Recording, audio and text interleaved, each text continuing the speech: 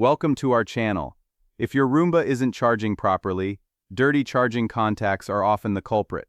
Follow these step-by-step instructions to troubleshoot and resolve charging issues by cleaning the contacts. Step 1.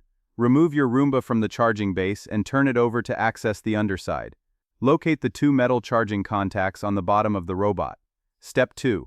Use a clean dry cloth or melamine foam cleaning pad to wipe the charging contacts on your Roomba. Remove any dust, debris, or corrosion you see. Step 3. Inspect the charging contacts on the home base charging station. These are the two metal strips that make contact with the Roomba during charging. Step 4. Clean the home base contacts using the same method, ensuring all dirt and oxidation are removed. For stubborn buildup, lightly dampen the cloth with water. Step 5. Check the power adapter cable for any damage and ensure it's firmly plugged into both the home base and the wall outlet. Step 6.